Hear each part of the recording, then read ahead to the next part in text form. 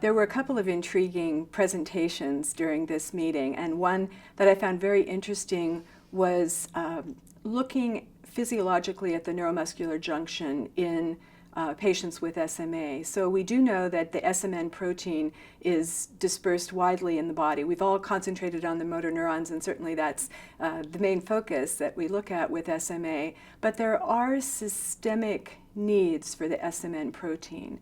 And one of those areas is the neuromuscular junction. So patients with SMA do have more immature neuromuscular junctions.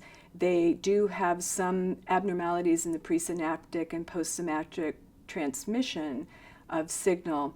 So one study from the Netherlands that I found very intriguing was the use of pyridostigmine for fatigue in SMA. Many patients with spinal muscular atrophy complain of fatigue, and this is something we have not done a great job of measuring. We all know about it as clinicians, but it's not something that we really have had good standardized measurements for. So a number of different presenters have been working on developing tests to look at fatigue and be able to standardize this as an outcome. And in the Netherlands, they have a test that they are doing that they have developed with looking at fatigue based on moving pegs using upper extremity strength, but moving pegs from one box to another as a timed test and looking at the sustainability of that task. That was coupled then with using pyridostigmine in patients to try to stimulate the transmission across the neuromuscular junction.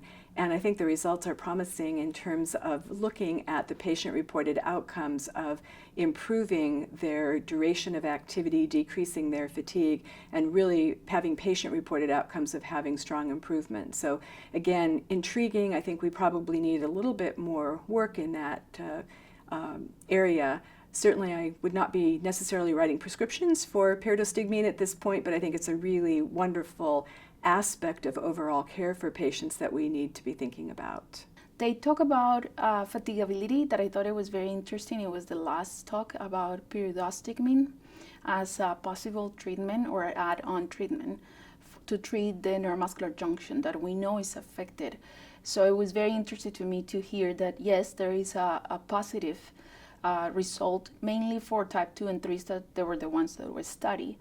And I think that that's one of the things that I can very easily implement in my practice because we use pyridostigmine for myasthenia gravis. We know the doses, we know the side effects. So it may give us a really good positive add-on effect to those patients. Type 3s, for example, they are walking, but they get fatigue. They get tired. By the end of the day, they are exhausted. So maybe pyridostigmine will give us that little push by the end of the day.